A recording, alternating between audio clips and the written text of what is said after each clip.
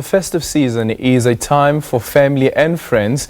It's also a time that people feel more alone than at any other time of the year for a variety of reasons. To find out some of these and about coping mechanisms, we are joined by Clinical Psychologist Mandy Rodrigues. Good evening and welcome to The Full View. Let's first start off here by defining anxiety.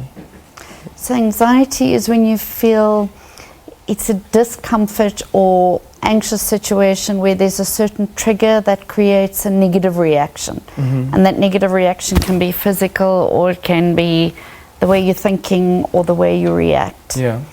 So it's some negative reaction to a trigger. And then when we speak about, for instance, the festive season, time for friends and family to celebrate, but there are many of those who are not celebrating because of, for instance, the loss of a loved one. The thing is, the festive season is usually filled, it starts months before in the shops. Every newspaper you open, there's memories. Every shop you go to, you can't escape it. So I think it's the worst season of all to go through loss or grief, financial difficulties, because wherever you go, you're faced with the music and with happy families. So I think it is probably, instead of having the privacy to grieve or to experience your anniversary alone, it's made more public and more in your face, which is why people make and it. what do you do when you're faced with such a situation? Because you can't stop the music from playing, you can't stop people from shopping, you can't have the TV off every day while you go through this period. What do you then do?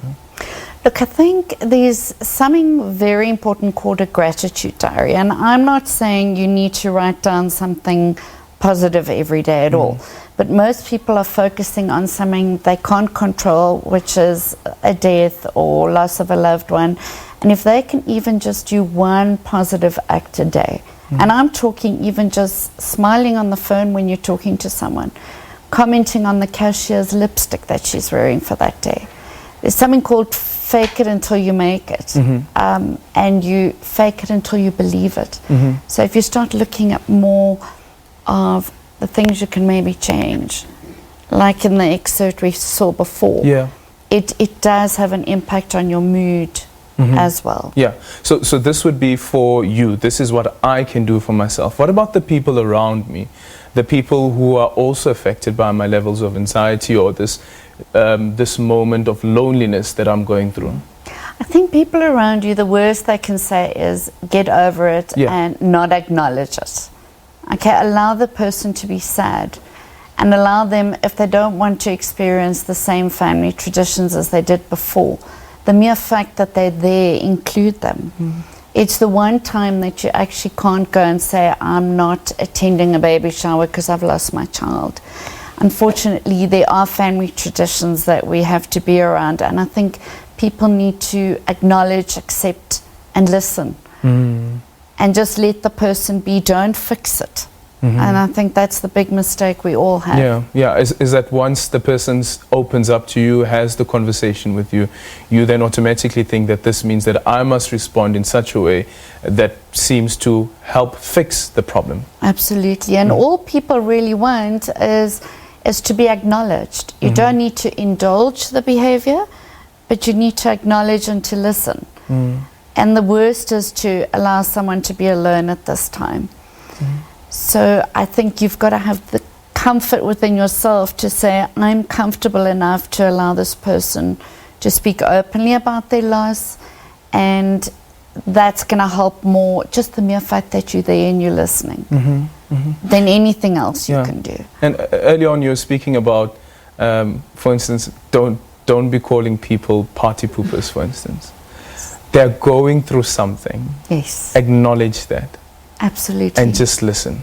And don't ignore it. Yeah. It's like the white elephant in the room. Don't ignore it. I mean, what people want is maybe just an acknowledgement and for you to hear and to reflect back that emotion. The quickest way for someone to know that you're hearing them is to reflect back the emotion that you pick up on them. And that's what they want, is what we call warmth, empathy, and honesty. Yeah. And if you don't know what to say, say that. Yeah. And for a partner, because, you know, when we speak about a partner, this is someone that you're with every day, for instance, whether it is someone that you're married to, someone that you're in a romantic relationship in with. But because you're with this person almost every single day, most of your time, how do you then deal with these, what some would then call mood swings? That yesterday you were happy, or just an hour ago you were so happy, you agreed that we're going to go to this party, and now all of a sudden you are moping. Well, I think, and that's a very important point with couples, is that's why we understand marital challenges happen over this time, is as the one is stronger, the other one is struggling, and it causes a phenomenon called independent coping, which is what we don't want, because that creates the challenge and creates a sense of independent coping. And again, acknowledging, affirming the emotion brings the person emotionally connected together to their partner. Otherwise, we're going to do this. And a good relationship is such that when the one is down, the other partner carries. How do you start that conversation? I think you start the conversation by saying, I'm not sure how to support you, but I'm here to listen. And I wish I could fix it for you. It's all about being honest in that moment, but with transparency and a genuineness. It means far more to say to someone, I don't know how to fix this, than to actually ignore it or say, I can't deal with this again.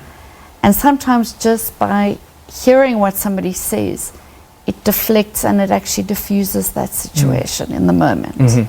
And at which point do you, as someone who's an observer, who's witnessing these mood swings, anxieties, at which point do you then advise your friend, colleague, whatever, your partner, that I think you may need professional help? I think when you see it's impacting on possibly relationships and on work and environment, you've got to understand that when somebody goes through a loss or some sort of trauma, there is a 6-month adjustment. And the first 6 weeks are acutely bad, and they're vacillating between shock and denial and anger and depression. And that's pretty appropriate. If it continues to the same intensity beyond that, then I think you need to recommend. Is looking at alcohol consumption any way of gauging whether this person is struggling with these anxieties, with mental health? I think so. I mean, any negative behavior, especially that wasn't there before, or that is exacerbated in that moment. Absolutely. And alcohol, unfortunately, is a depressant, so it's actually not going to help. Well, thank you so much. It's a very important conversation. That was clinical psychologist Mandy Rodrigues.